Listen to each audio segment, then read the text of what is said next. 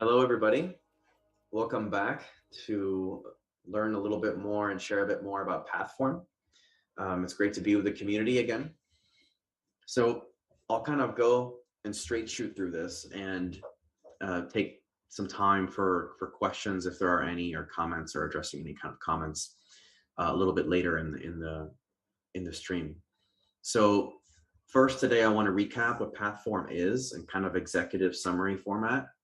For those of you who have questions about it based on the last stream, and or just to keep loading this kind of complex you know solution or product to understand what it is. And then after that, go into a bit about the backstory for Pathform and what led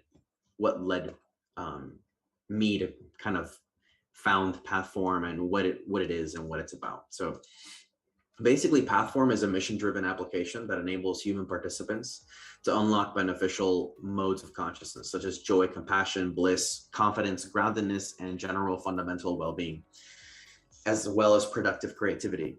So it catalyzes human potential and sparks custom growth paths in individuals and collectives, helping to bring out their unique gifts and offering support in turning them into grounded action. It'll deliver a suite of specialized AI-assisted cognitive interventions, initially via a mobile app, that will facilitate self-discovery of latent experiential spaces of consciousness. So basically, aspects and capacity of the consciousness that were there yet weren't quite tapped fully. So bringing attention to that and kind of creating a proper feedback loop so you can self-regulate and train and access those states of consciousness more fluidly and accessibly. So these interventions are integrated naturally within the participant's daily life and can be applied in various contexts, such as being seamlessly embedded in augmented reality settings or in complex urban environments, such as a smart city. So through biometrics and user feedback and interaction, Pathform will progressively crowdsource and map the specific qualitative and quantitative effects of targeted consciousness interventions, creating a Rosetta Stone between neuroscience, AI, and non-ordinary consciousness. This allows for refined data analytics services for biometrics and neurometrics, as well as opening the doors for developing new forms of brain-computer interfaces and basically redefining the entire domain of experience design across multiple industries. By integrating progressive shifts in consciousness into grounded, applied workflow, Pathform will offer supportive facilitation for the emergence of novel insights and collaborative community action that are then capable of addressing the world's most pressing issues. So it's going to basically offer a framework for delivering well-being oriented exercises and experiences via various media, and then using AI analytics to help optimize and sequence the exercises and the specific delivery multisensory information presented to each user, and then providing user guidance. This will initially be developed, provided by mobile app, and virtual and augmented reality world modes are being actively explored. The well-being exercises include targeted meditation and body awareness practices, as well as more innovative techniques, including ones leveraging biofeedback from smartphone peripherals and EEG headsets. The framework is applicable to a wide audience and is amenable to technical professionals as kind of a special subgroup. So they can then tinker with the app, and they can also be kind of receptive to the more direct approach and kind of functional approach of this. Subsequent versions of the framework will also be extended to allow creation and dissemination of properly vetted user exercises. So this isn't just a kind of a one-way street. It's kind of course, initially developing the exercises, cultivating community around that, facilitating community interaction and co-creation. And then from there, it's going to be opening up different kinds of user-created exercises. So the kind of exercises and what we're calling micro practices, which are basically interventions or exercises you can do in 30 seconds to 5 minutes. You can scatter them throughout the day and then gradually integrate them while you're working, so it becomes part of your flow. And you don't have to have this kind of opposite lifestyle just to counterbalance your existing lifestyle, if that makes sense. So it'll be kind of delivery of exercises and then getting people together into a collaborative context where we come up with solutions to the world's biggest problems, and kind of reframing the problem statements and rethinking how we even think about these things, as this is quite important with our world today. So when I speak of conscious collaboration, talking about collaborating from a place that doesn't take into account kind of our past personal histories and identities and positionalities, but rather is radically like wiping the slate clean and saying, we have the world we have in front of us. We have really complex information ecology. We have huge amounts of socioeconomic and political polarization in the world. And people's positions and positionalities are getting into stronger and stronger tensions, and tugs of war developing. And we have existential risk from runaway AI,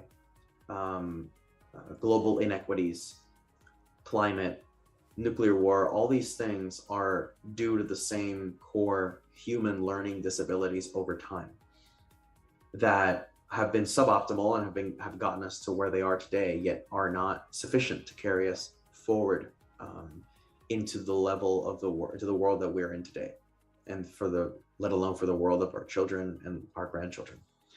So a little bit of backstory. So disclaimer is that this is a self narrative. I seldom kind of think of myself really in terms of kind of a personal story anymore. It's just not kind of part of my cognitive mental consciousness framing.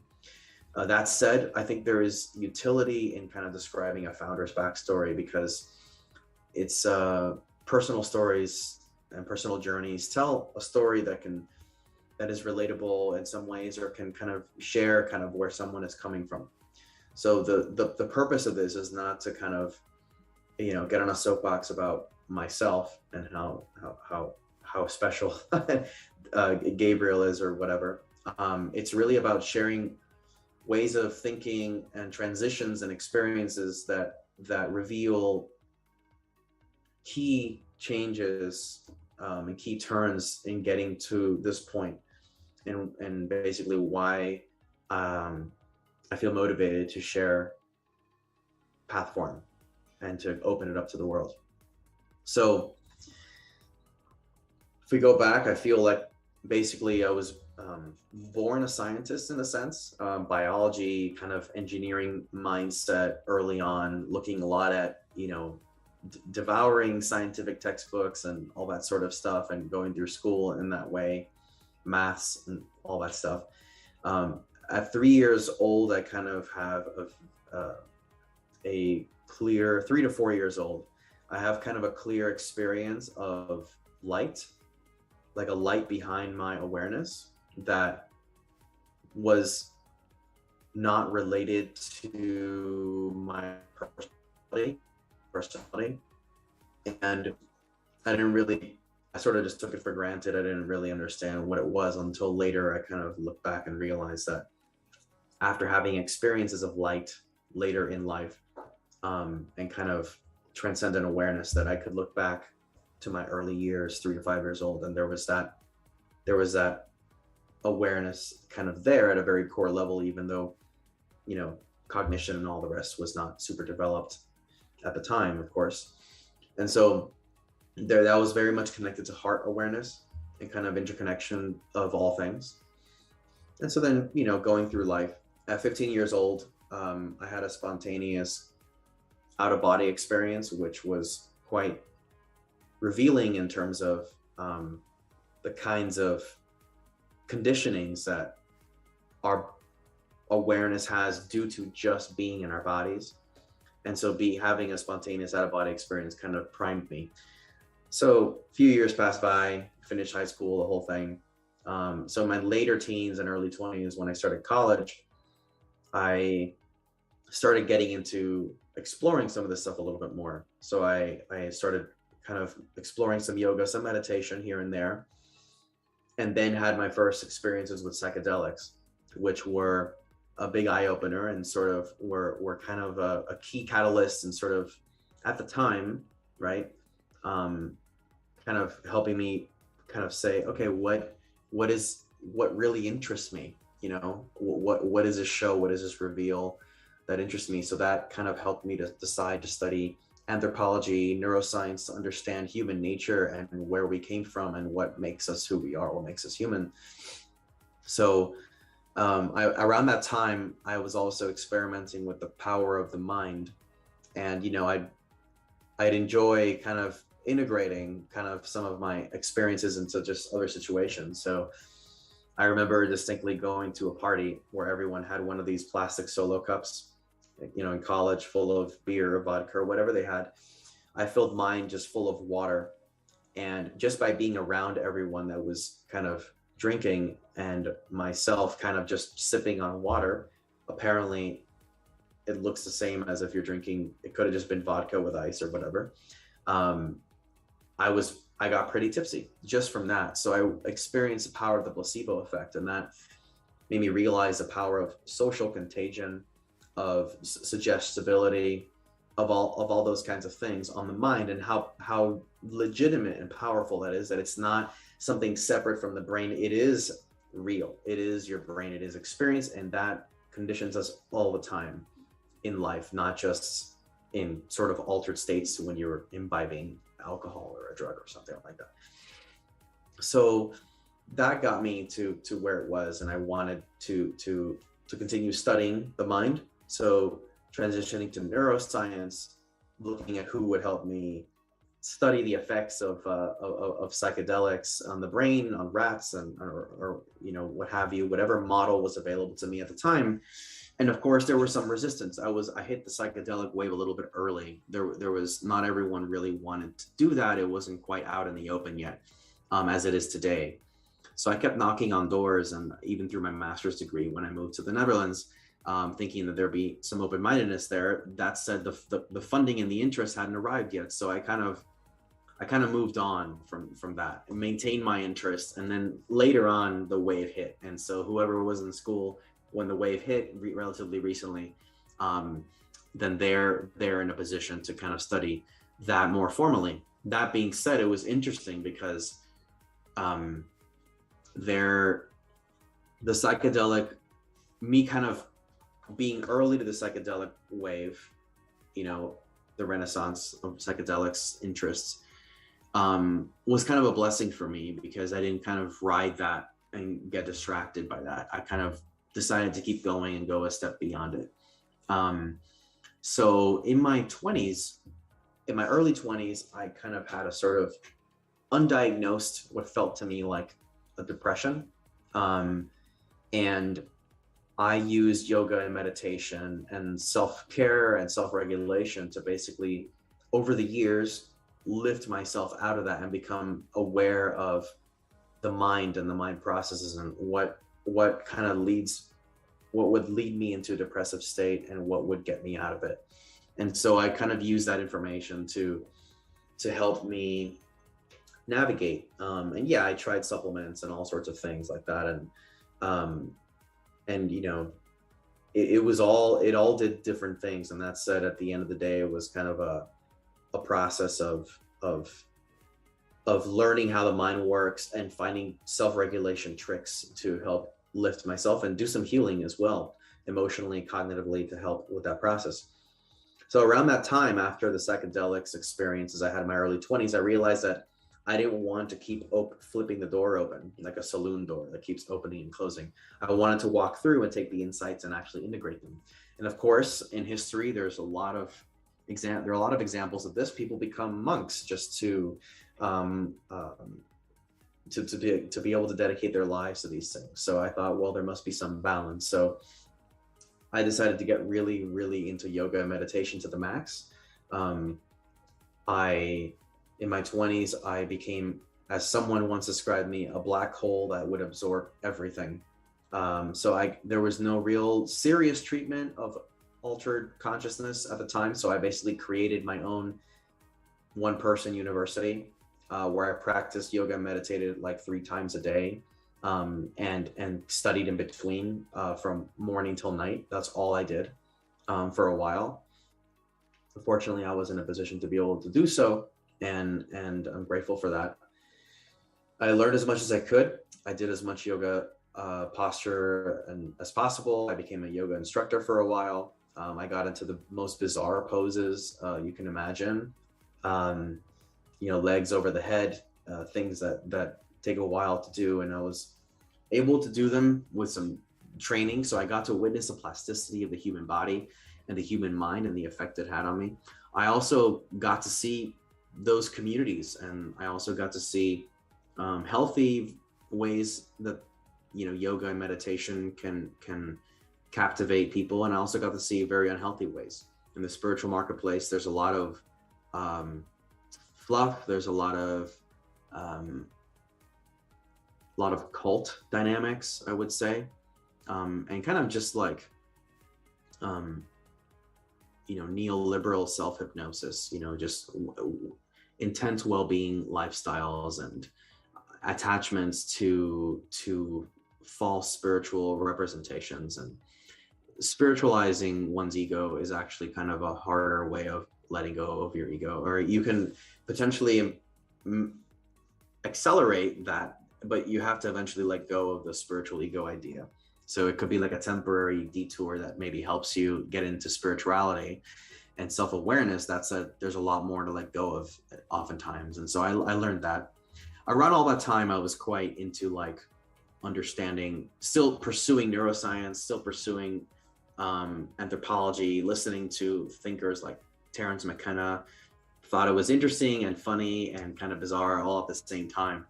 And I kind of walked parallel paths. I walked the scientist identity, went into academia, and then also did the kind of kept that part of me alive that was quite open to like anomalies and the unexplainable, and seeking to be able to describe it and explain it. And that kind of having a Rosetta Stone between both of those allowed me to develop the language and to be able to articulate a lot of these things in ways that I still don't really see being done today, even by folks with the best of intentions. So I'm really grateful for all those experiences and what that's taught me. So there was a realization of the importance of sense making as well. I started to travel. I started to see cultures as operating systems. I saw human biases depending on different cultures. I saw, experienced how, the landscapes and geography influences human culture and cognition. That gave me some insights into social media polarization. And as I witnessed all that through the last 7 years or so, became very appreciative of information complexity and how hard it is to do useful sense making in the world. And it was funny for me because as well, I was doing that not only at a cognitive level, but at a very personal experiential level. When I went to school, high school and elementary school, I went to kind of private schools that were either like a Catholic school early on, and then in my high school it was all male school, right? And so during my 20s, I had to like train myself to interact with women, basically. And it was funny because it was a deliberate process. So there was a lot of social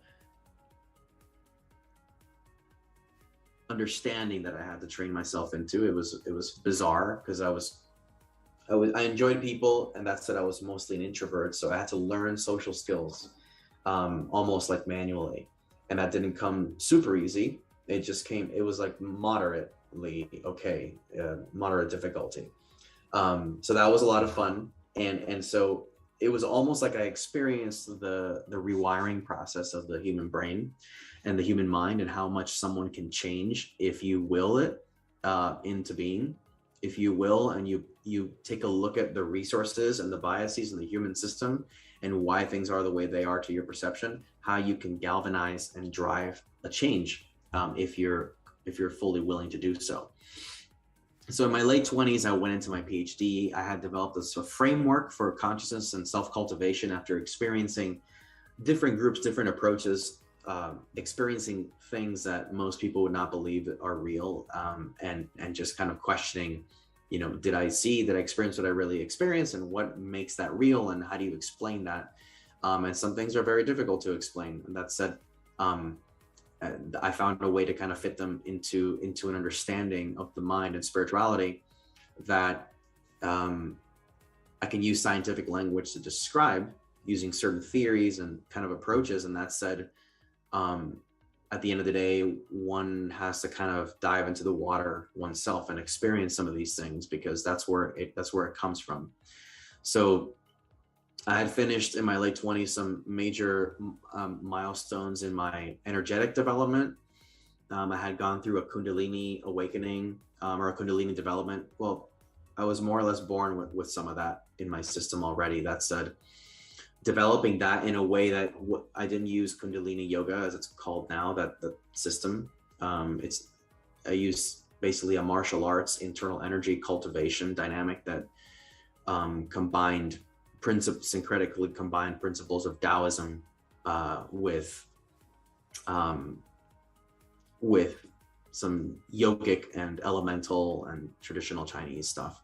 And that worked wonderfully. That was quite a jarring process, because as you kind of awaken certain currents of energy in your body and in your system, they hit really hard against your internal blockages psychologically. And when that happens, there's kind of a micro traumatic release. That said, if you have a good system for smoothing it out and generating those energy currents in a clean and smooth way that integrates it with your ego personality, it doesn't have to be a rough ride. Unfortunately, most people don't know about those methods, but they do exist. And so I can highly recommend some of those approaches for sure. It helped me if anyone's going through those kinds of things.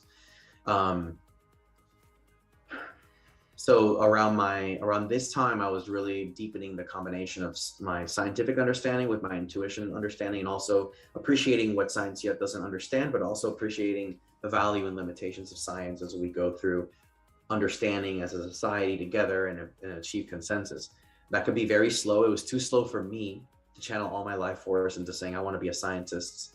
And this gets us to our later point, which is existential risk is so urgent that, waiting for science to kind of solve things is an important piece of the puzzle, that it shouldn't be relied upon as the only mechanism, meaning like scientific technologies to address climate, new forms of AI that'll get us to where we want to be in AI. I mean, those are really important.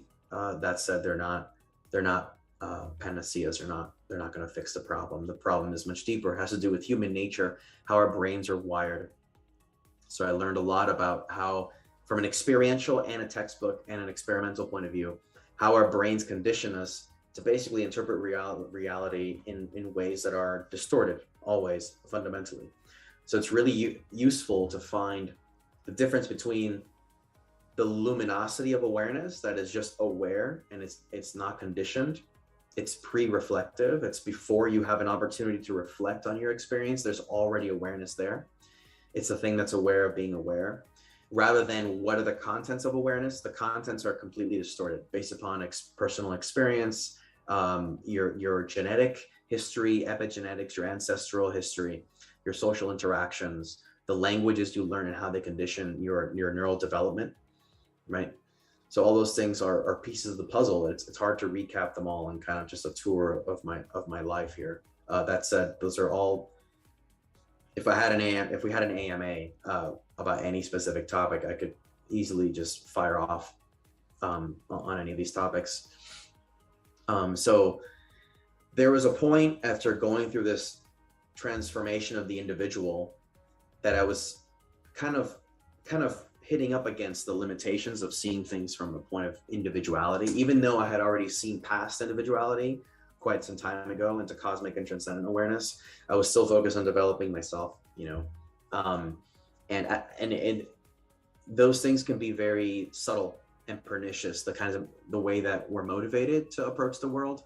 So I had a breakthrough, I remember, in motivation for life. And I realized that for me personally, that I couldn't live life fully unless I expanded into the realm of the heart and compassion and lived for other people. So I couldn't, living for oneself only was like a really unfortunate and destructive illusion that I wouldn't be okay until other people were okay. And so that's when I felt a very palpable like change in life, not just a mini realization that yeah, we're all one, and then just keep going on my own personal path. That said, it was much more than that. It was about realizing what motivates consciousness from a deeper core. Consciousness is not only about fulfilling the needs and the desires of of a contained human holon or microcosm. It is much more than that. It sees no bounds. It's omniscient. It's omnipotent, and so on, and omnipresent. So it has no limitations. It's present in all nodes of consciousness and the entire hologram that is our universe. So, so then around that time, I started to get into AI and consciousness, and that's because I developed a theory that basically I more or less just saw all in a flash and wrote this theory in a week time of just typing to the keyboard as fast as I could, and took all my scientific understanding, all my intuitive understanding, and congealed it into one. And that's a paper, and it's also a presentation you can find online. It's called Causal Biomimesis, CAUSAL space BIOMIMESIS,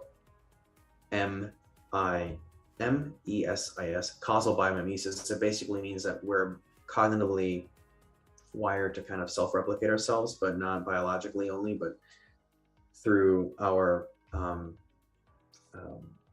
basically externalizing our cognition into the form of artifacts. So us building technologies and AI and stuff is no accident. It's not just like a clever idea. It's like sort of evolutionary, built into our cognition to happen.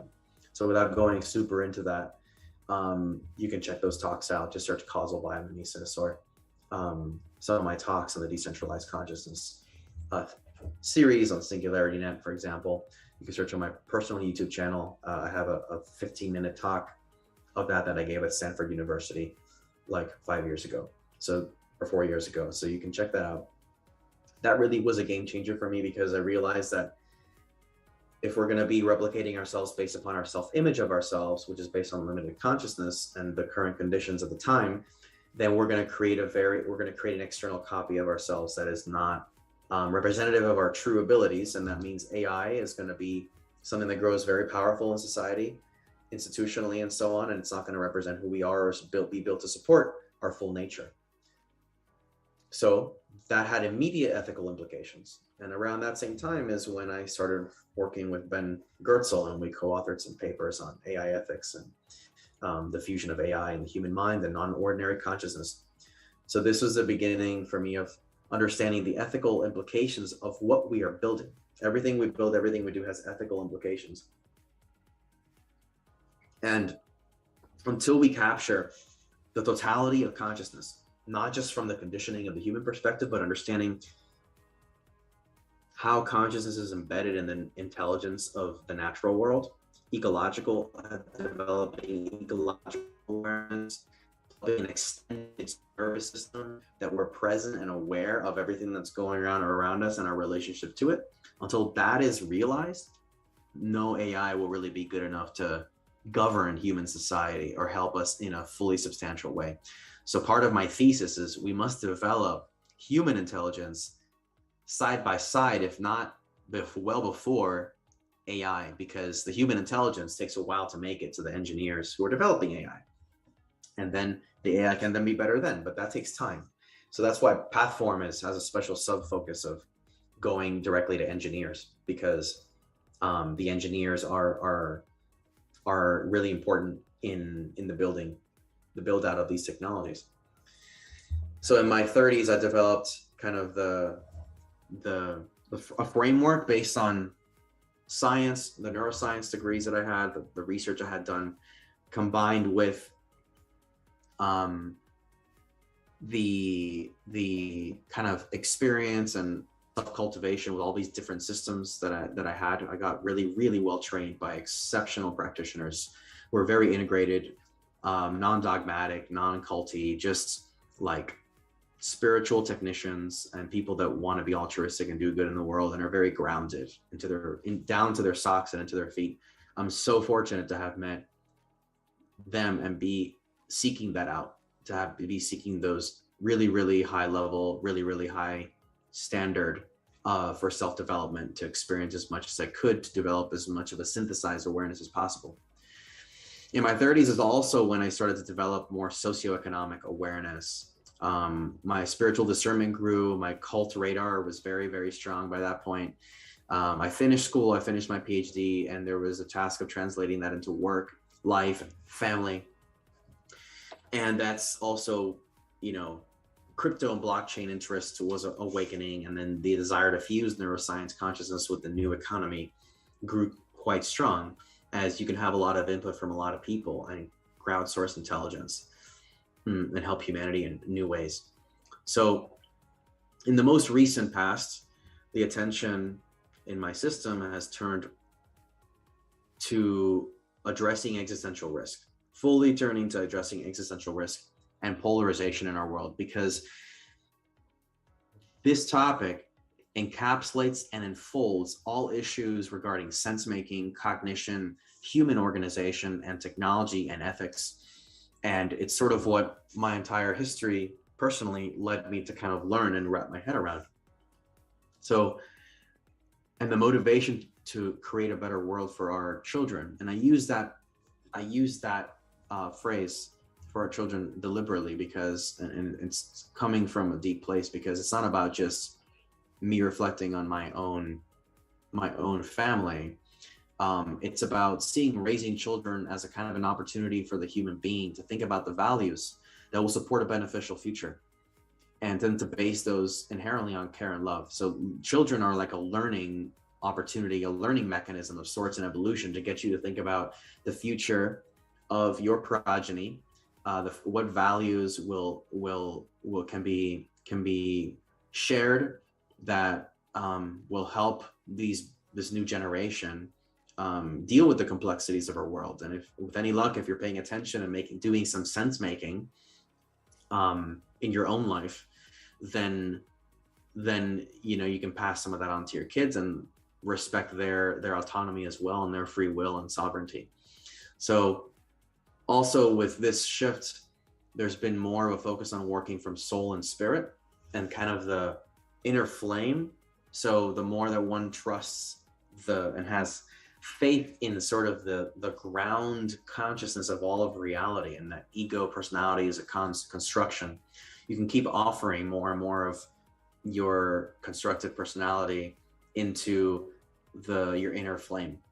And so the soul of, I mean, this could deserve its own blog post or article or talk. The soul is basically what people refer to when they're talking to the most invariant part of themselves.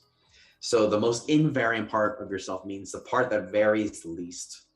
It is a part of you that's kind of always there, always constant, always alive, regardless of what you go through in life. It's like your inner, deepest sense of spiritual identity.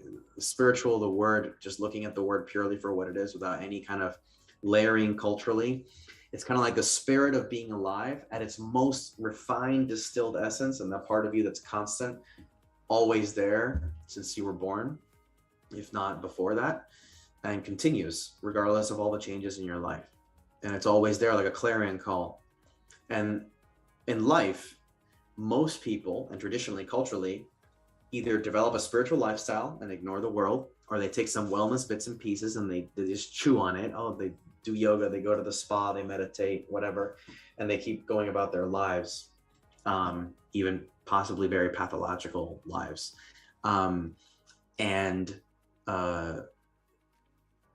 In a sense, that's not necessary at all.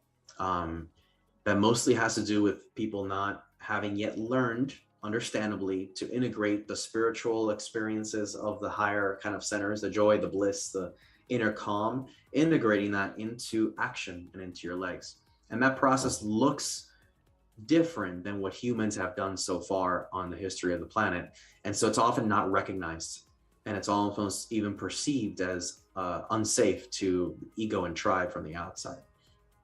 So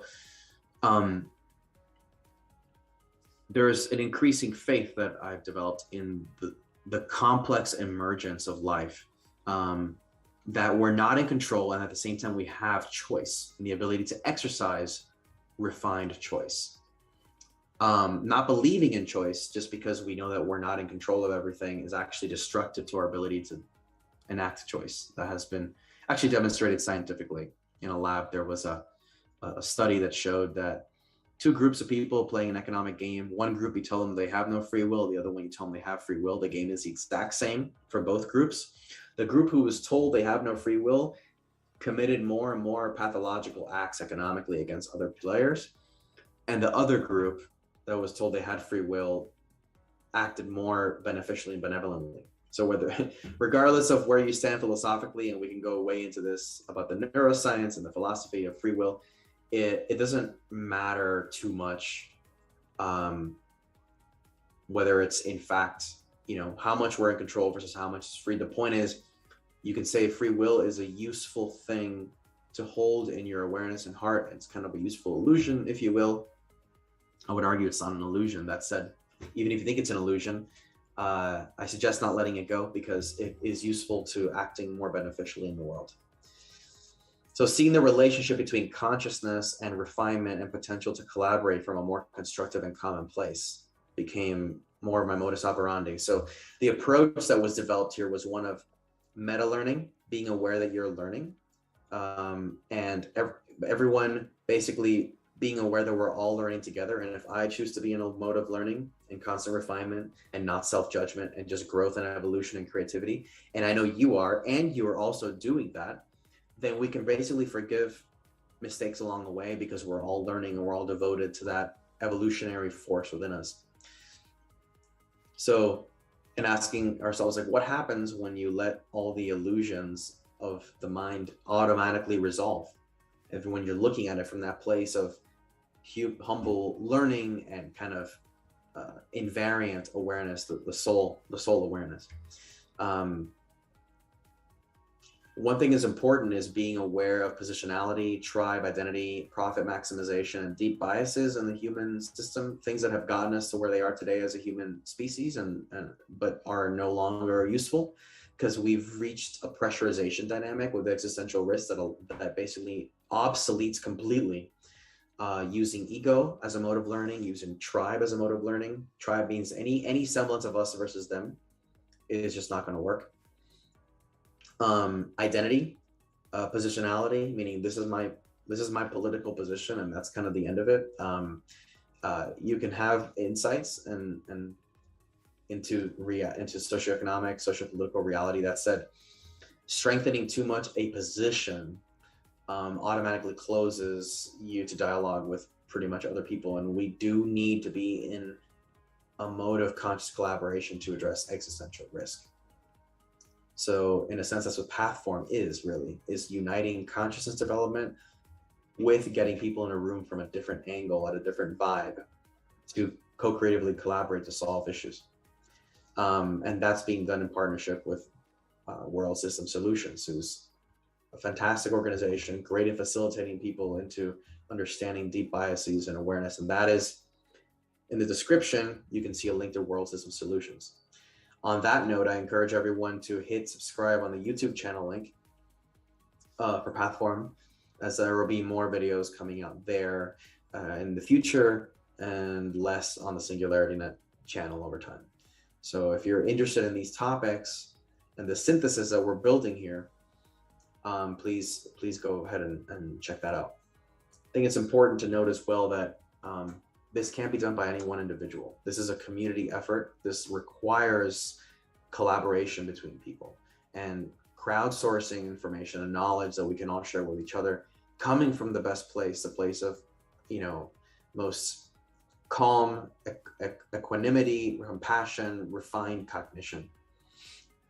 So no one is clear of positionality, tribe identity, and so on. The only antidote is to keep working on them individually, each person together, and cooperating from a place of meta learning and conscious collaboration, so that the fire is not fed. It's just naturally kind of starved of oxygen, so to speak. The fire of illusion, that is. It does take discipline, it does take courage, it takes compassion, it takes self-sovereignty, it takes collaboration consciously to do all these things. It is definitely a tall order, and that said, it's kind of like hitting at some of our most refined capabilities as human beings. And it's beautiful. It really is. It's a fusion of mind, heart, body, earth, the cosmos, and everything around us, and humanity. So I'm going to pause there and take a look at some of the questions and comments that are coming through. So thank you very much for sharing your life experiences, Marcus. My pleasure, Marcus. Thank you so much. Let me see. People actually believe that we have no free will, behave with compassion. Those who are told that others believe it but are sick behave worse. Well, depends what you're looking at. It's all belief systems, isn't it, in the end? Recognizing that you have choice in some regard, always, even if it's partly illusory, I think is something invaluable. You won't really ever be able to get rid of it. And if you try to get rid of it, you'll probably be just left looking at yourself as a machine. I'm not addressing you personally. I'm just saying in general. And that is not what we are, simply, plain and simple. So belief systems, all belief systems are something that eventually will need to go out the door. One way or another. You can either release them yourself, or you can let reality strip them from you when you die. Thinking about death and planning for death is also something that is well worth the effort. Contemplating what happens when you die. You can experience some of this in your dream. If you do good dream yoga and dream cultivation, you'll experience some of this. Also just inferring and reading accounts and understanding how awareness works and what remains. Your experiences are all relevant to learning and unlearning process and the eventual death of the ego process. How will Pathform interact with VR? Awesome question, super practical. So Pathform is basically a delivery mechanism for micro interventions and micro practices. The more multimodal and multisensory that you can get with that, the more immersive you can get with that, the more effective that can be. So imagine mind-body practices being delivered in the form of virtual reality, where there's more influence on the various senses and the timing based on the science of bodily self-consciousness, which is basically my background academically. And so if you are in an immersive environment, the effect is greater. That's the short answer. So from a practical standpoint, that also means developing a VR application or developing an SDK or API that will integrate into augmented and virtual environments. So this could be an urban environment, smart city environment where people are delivered augmented reality experiences that are seamless with their environment, and the people may kind of be aware that their well-being and consciousness is being cultivated. That said, you can play with the properties of stimuli in a way that subtly influences cognition in a beneficial way.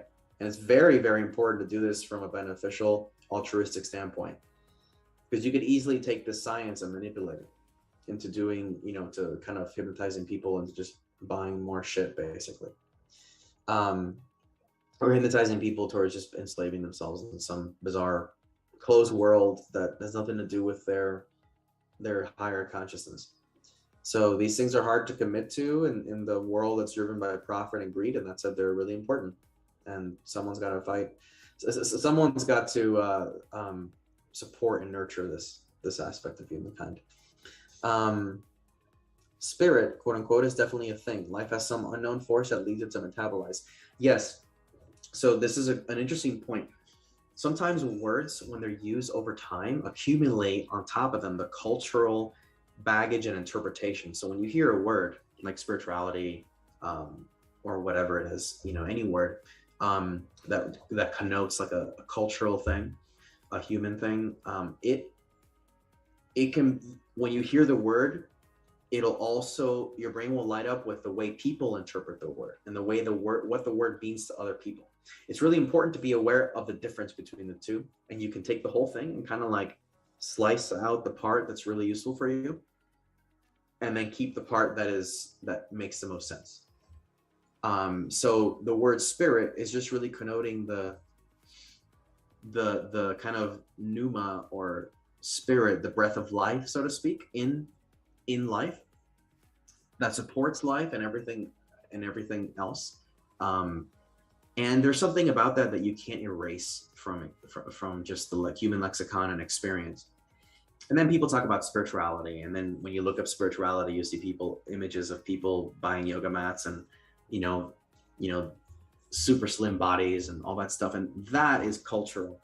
That is all learned and social construct. But spirit at its very core is undeniably a fact of experience. And if you haven't experienced that, that's totally okay. It's like gravity, it's kind of there. And so it's just about guiding awareness through practices to finding it and tapping that wellspring yourself and seeing what it means for your life.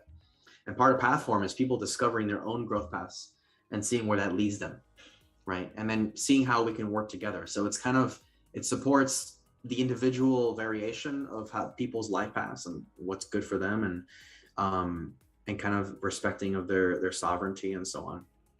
So I think that's important. It gives people more room to breathe, freedom to explore, and introduces more diversity into the spiritual, into the spiritually manifest in the world.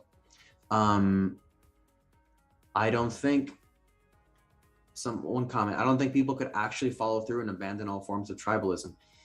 It is a tall order. It really is. It does begin gradually though. And every little chunk you cut off that erodes with practice and time and effort makes a big difference. So it's one of those things that when we think about it all or nothing, like, oh, climate, oh, AI, oh, greed and politics, and our world is screwed, and then you become cynical. The cynicism and jadedness is like the first kind of like a halfway house, it's like existentialism. It's sort of like the halfway house to a greater realization. It's like you realize that things are kind of messed up to the degree that they are, that there is zero-sum economics, gamesmanship, and everything. People are vying for your attention. Every time you're presented with something, if you just ask yourself, what's the motivation of someone presenting this to me? You get into the world of marketing and advertising, you realize people are just trying to basically, get your money in some way. And so all these things can lead to deep cynicism. And that said, it is part of the human spirit as well to kind of keep going and persevering. So there are ways to solve tribalism. Those will be shared in due course. So again, subscribe to the Pathform channel. There's a Telegram also down in the description. All that will come in due course. We're at very early days now. So can Pathform treat PTSD? I have it. So we're definitely gonna have to be careful with languaging, right? Because I can never say my product or my thing or anything that isn't medically licensed treats or cures any kind of medical thing. PTSD is just legally, it's not wise for anyone to make that claim. You should always consult with your doctor, right? There's always that. And on top of that, you can pursue self-regulation of training in yourself that helps you to deal and cope with what's there. For PTSD, I was just checking out something called EMDR, eye movement desensitization, rapid desensitization or movement. I forgot, EMDR. There's ways of doing that. You move your eyes in a way that, as you recall a kind of a traumatic event, that helps you kind of process it out of your system. So that deserves its own proper treatment. That said, I thought I'd mention that now. So in terms of dealing with crystallized emotions and stuck mini traumas that we all have, Pathform will offer practices for all those things, yes. And there's two approaches that I discovered over a decade or now, which is that to the mind and into healing and expansion and kind of the process of healing in general, whether it's just cognitively, emotionally, or spiritually. two sides of that coin are expansion and evoking expansive states where you feel bigger and more expansive and connected to big emotions like wonder, joy, awe, etc. And the other side of it is actually refining and cleaning up the stuff that's underneath. The more that you pack your bags with positive, expansive energy, the more that you'll be able to dig deeper. So both of those things will be important, and they'll be covered in due course. Let's see. Did I hear you correctly last time with eyes on 2025 for the singularity, early or late 2025? I didn't quite say the singularity. I did say AGI, beneficial AGI. I think that is seed AGI, right? I think that's a good target. And I think looking at, regardless of the technological outcomes, the next 4 years are huge for us. We're in such a pressurization dynamic right now that it's so key and core to the resolution of existential risk, in particular climate change, which really is due to human learning disabilities more than anything. We're at a precipice. Humankind is at a precipice right now, not just for the species but for the planet. And I think owning and taking that on as part of one's life is a beautiful thing in whatever way one can. And it's not all or nothing, you know, it's a progressive process. So yeah, the singularity has many definitions, and I won't go super into that, but just worth mentioning. Let me see.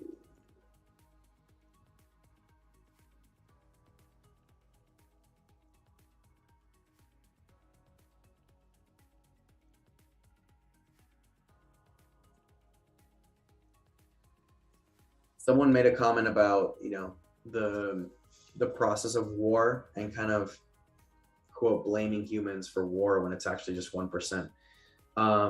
No, that's not true. I would argue. I disagree.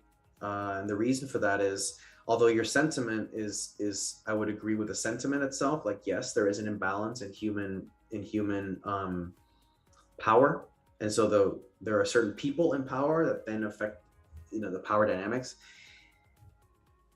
Humans are like very similar. There is a Hitler in every human, so to speak.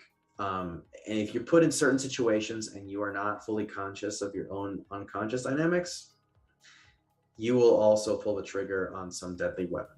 And it's even to people unconsciously even have the best motivations that as long as we're the ones building this technology, as long as we're the ones pulling the trigger on the nuke, it's okay.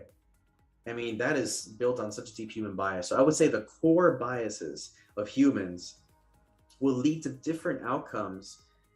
The tribalism, the ego, will all lead to different outcomes depending on what situation the person is in. If the person is working kind of a street level job, let's say, versus being a billionaire on a yacht, or whether they're a politician in power, what degree of corruption they have, the outcomes will be different, but the learning disabilities are all the same.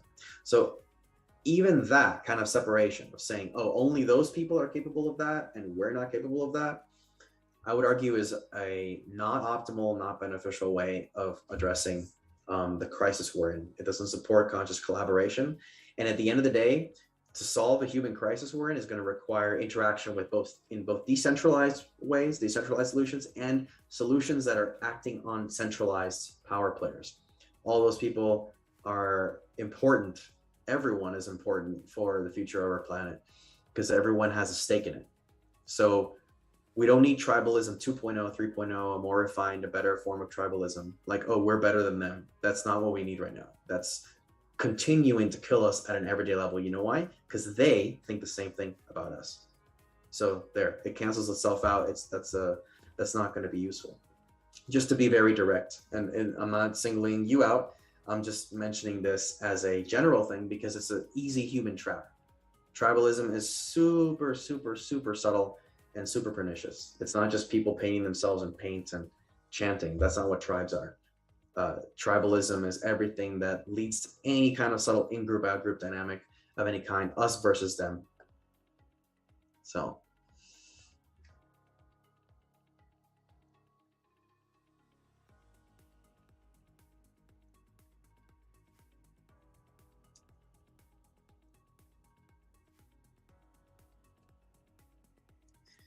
Well, I think that's a good place to pause. We've hit the hour, I think, almost at the hour. So thank you everybody for participating in this. It's been fun. Um, and the next time I'm going to show you the next talk, I'm going to share some more information about Pathform as a what it is. So shifting from backstory a little bit to kind of showing you a bit about Pathform features and all that sort of stuff, kind of more practical. Hey, there's Ibby, Queen Ibby on the YouTube feeds. Yeah, the us versus them, the constructs of tribalism in society, they're huge. All this is going to have the way that we do conscious collaboration and infusing consciousness practices and everyone kind of developing their own paths is going to radically change governance in society, in wherever it takes root first. It's going to be in this decentralized community we all have, so that's awesome. That said, imagine the modes of governance that could come out of this, the kind of decision making, the approaches that are coming from a different place. And this is a co-creative, co-discovery process that we're all in together. No one person really has the answer. Everyone is kind of like a distributed node of knowledge and experience, collecting information for the hive, and then the hive prospers because of that. All right, cool. Yeah, thank you, Peter. Thank you, Ibby. Thank you, Mac. Thank you, everybody. That was fun.